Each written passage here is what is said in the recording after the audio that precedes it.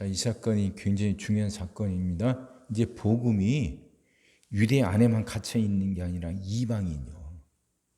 유대인이란 하나님도 선택받은 민족이라 여기고 있었단 말이에요. 그 선민 사상이 굉장히 이 사람들이 강했어요. 그래서 이방인은 구원받지 못한다 생각하고 있었습니다. 그걸 지금 몇천 년 동안 받아왔고 그것을 당연하게 여기고 또 자기 자녀들에게도 가르치던 사람들, 이게 유대인들이에요. 베드로도 똑같습니다. 베드로도 똑같이 그런 교육을 받아왔고 그게 옳다고 여기며 살아왔어요. 근데 그런 베드로에게 어느 날 갑자기 하나님이 천사를 보내셔서 말씀하신단 말이에요. 위에서 그 보자기에 많은 짐승이 담겨 있는데 그게 내려와요. 그래서 잡아 먹으라 하시는데 보니까 율법에 먹을 수 있는 짐승과 먹지 말라는 짐승인데 섞여 있단 말이에요. 나는 율법을 한 번도 어긴 적이 없습니다 했더니 하늘에서 소리가 또 들려요. 내가 깨끗하게 했는데 네가 왜 더럽다고 하느냐. 그래서 깜짝 놀라서 이게 무슨 뜻인지 생각하고 있는데 그 고넬료가 사람을 보냈다는 거죠. 고넬료가 보낸 사람이 와 있는 거죠. 또 천사가 고넬료에게도 나타나셔서 사람을 보내서 요바에 있는 시몬을 불러다가 말씀을 들으라 하신 거죠. 서로 겹치는 거예요. 그래서 이제 이게 그 사람이 오니까 그 이야기를 듣고서 같이 이제 베드로가 고넬료에게 찾아간 내용, 거기까지입니다. 오늘 본 말씀이. 네. 하나님이 이제 천사를 통해서 베드로에게 또 하신 말씀이 있죠. 20절. 일어나 내려가 의심하지 말고 함께 가라. 내가 그들을 보내었느니라 하시니 의심하지 말고, 이 말씀. 베드로는 그게 무슨 뜻인지 모르니까 의심이 들죠. 이게 뭐지 하는데 하나님이 하신 역사니까 따르라는 거예요. 자, 이 무슨 의미인지 다시 한번 설명할게요. 전에 이제 하나님은 성전을 통해서 이스라엘 백성들을 만나셨죠. 성전이 중요했습니다. 근데 이제 예수님이 오시고 나서부터 성전이 아니에요, 이제 예수님을 통해서 하나님을 만나는 거예요. 그러니까 그래서 예수님이 운명하셨을 때 성전의 성소와 지성소를 가로막고 있던 휘장이 찢어졌단 말이에요. 이제는 예수님을 통해서 직접 하나님을 만나게 돼요. 마찬가지예요. 전에는 하나님이 이스라엘 백성들을 구별할 필요가 있으셨어요. 하나님의 일을 하시기 위해서 이스라엘 백성들을 구별하고 준비시켜야 했죠. 그 준비시키는 방법 중에 하나가 음식이었어요. 음식. 돼지고기는 먹지 말고 이런 저런 거 먹지 말라고 하는 거. 그건 이스라엘 백성들을 준비시키기 위한 거였죠. 마치 성전처럼. 근데 이제 예수님이 오셔서 죽으셨고 부활하셔요. 그래서 복음이 이제는 유대 안에만 갇혀 있는 게 아니라 온 땅으로 이제 전파돼야 되는 거예요. 때가 온 거예요. 그럼 이스라엘 백성들을 위해서 준비시켰던 그것이 이제는 달라져야 되는 거죠. 기준이. 그 말씀이에요. 그 말씀이에요. 베드로는 처음에 그것이 뭔 뜻인지 몰랐지만 성령을 통해서 계속 하시는 말씀을 들으면서 하나님의 뜻을 깨닫게 되고 그 마음을 열게 되죠. 근데 이 사건이 여기서만 끝나지 않습니다. 이제 15장에 가면 나오게 돼요. 베드로는 그렇게 천사를 통해서 주신 말씀을 듣고 깨달았지만 그렇지 않은 제자들은, 그 말씀을 듣지 못했던 제자들은 여전히 옛날 생각에 갇혀 있단 말이에요. 유대인들만 구원받는 것이고 이방인은 구원받지 못한다. 그럼 좋다. 이방인도 구원받으려면 그러면 유대인처럼 돼야 된다. 유대인들은 할례를 받으니까 이방인들도 그럼 할례를 받아야 된다. 이렇게 주장하는 사람들이 나와요. 그리고 이걸 갖고 그 예루살렘 총회라고 말하는데 예루살렘 안에서 이걸 갖고 서로 이제 갈등이 생기고 이걸 갖고 이제 그 회의를 합니다. 근데 그때 베드로가 나서서 말을 하죠. 아니라. 이젠 복음이 이방인에도 전파됐으니까 할례 받지 않아도 된다고 했어요. 그걸 이제 결정을 해요. 이렇게 선교 정책이 결정이 돼서 할례 받지 않은 이방인도 누구나 예수님을 믿으면 구원받을 수 있다고 선교 정책이 결정이 되죠. 그래서 복음이 이제 저녁에 온 땅에 전파되게 되거든요. 자, 이 내용인데 여기서 하나 봐야 될 것이요. 그럼 고넬료도 이방인이고 아직 할례 이 얘기는 나오진 않았지만 그럼 누구나 다 구원받을 수 있는 거 아니냐? 누구나 다. 그러니까 관용정체. 하나님은 그렇게 관용하신 분이니까 누구나 다 구원받으면 그러면 이제 꼭 예수 그리스도만 통해서 아니라 다른 길, 다른 방법을 통해서도 구원받을 수 있는 거 아니냐? 이 말하는 사람도 있어요. 봐라, 고넬료도 이방인인데 이렇게 구원받는다면 굳이 예수를 통하지 않아도 구원받을 수 있는 거 아니냐? 아니에요. 잘 들으셔요. 그 복음서에 그런 비유가 나오죠. 잔치를 벌여놓고 사람들 초청했는데 안 와요. 그러니까 주인이 그 왕이 이제 신하들 보내잖아요. 사람 보내서 길거리 나가서 다 누구나 데려오라고. 근데 막상 그렇게 해서 불러서 왔는데 온 사람들 중에 어떤 사람들은 예복이 없다고. 예복을 갖추지 않았다고 다시 쫓아낸단 말이에요. 이게 무슨 뜻일까요? 아니 실컷 오라고 해서 왔는데 이번엔 또 예복이 없다고 쫓아낸단 말이에요. 왜 이렇게 변덕스러운가? 다른 거 아니에요. 그게 이런 의미입니다. 그래 하나님은 우리를 다 초청하셔요. 누구나 다 그래. 다 주님의 초청을 받아서 잔치 안에 잔치하는 곳으로 들어갈 수 있게 됐어요. 근데 그 잔치하는 곳에 들어가려면 우리가 해야 될 게 있단 말이에요. 그게 뭐냐? 예복이에요. 예복을 입어야 돼요. 잔치에 참여할 수 있는 권한은 갖게 됐지만 그 잔치하는 곳에 들어가서 그 잔치를 누리려면 예복을 입어야 되는데 예복이 뭐냐? 그게 회개예요. 회개예요. 자기를 돌이키는 거예요. 지금 성경은 고넬료가 계속 의로운 사람이라는 걸 계속 강조하잖아요. 하나님을 사랑하고 하나님을 두려워하는 의로운 사람이라는 걸 계속 강조하죠.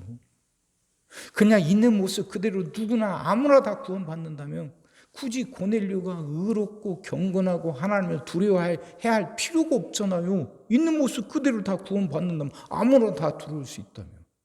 근데 성경은 그걸 계속 강조하거든요. 의로운 사람, 경건한 사람, 하나님을 두려워하는 사람. 고넬료가 신들을 몰랐겠습니까? 노마에는 다른 신이 없습니까? 많아요. 많은 신들이 있는데 그 신들 중에서도 그 고넬료는 그 신들로 만족하지 못했던 거죠. 그게 올바른 신이 아니란 거 아니까. 그래서 하나님을 알게 됐고 하나님만이 온전한 신이고 이분 한 분이란 걸 알게 된 사람 아닙니까? 그러니까 하나님을 경외하고 두려워하는 사람이죠. 자, 무슨 말 하느냐? 우리 하나님이 우리를 다 부르셨어요. 하나님이 우리를 부르신 건 천국 잔치.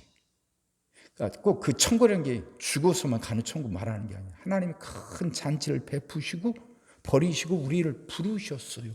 그래서 이 잔치 안에 들어와서 누리라는 거예요. 복되게 살아가라는 거예요. 그렇게 그 잔치에 참여할 수 있는 권한을 우리 모두에게 다 주셨어요. 그럼 이제 내가 그 잔치를 누리려면 예복을 입어야 되는데 그 예복은 다른 게 아니라 회개예요. 회개. 돌이키는 거예요. 돌이키는. 회개하면 눈물 콧물 쏟는 것만 생각하는데 아니에요. 그것도 있지만 더 중요한 건 돌이키는 거예요. 돌이키는 거. 이전에 내가 살아왔던 방식과 다른 방식으로 살아가는 거예요. 세상 사람들처럼 자기 욕심을 쫓고 명예를 쫓고 돈을 쫓고 권력을 쫓던 사람이 이젠 그게 아니라 진짜 중요한 게 하나님이라는 거. 세상은 하나님이 만드셨고 하나님이 다스리시니까 하나님의 뜻을 따르고 하나님을 사랑하는 것, 이게 올바른 거란 거 알고 그렇게 살겠다고 다짐하는 거죠. 다짐하고서 옛날 살던 방식을 버리는 거예요. 이게 회개거든요. 이게 예복이에요. 그 예복을 입어야 잔치하는 곳에 들어가서 그 잔치를 누릴 수 있는 거예요. 근데 교회를 오래 다녔는데도 여전히 자기 예복이 없는 사람들이 있어요. 여전히 세상에도 한 발, 교회에도 한 발, 이리 기웃 저리 기웃 그렇게 살아가는 사람들이 안타깝지만 참 많아요.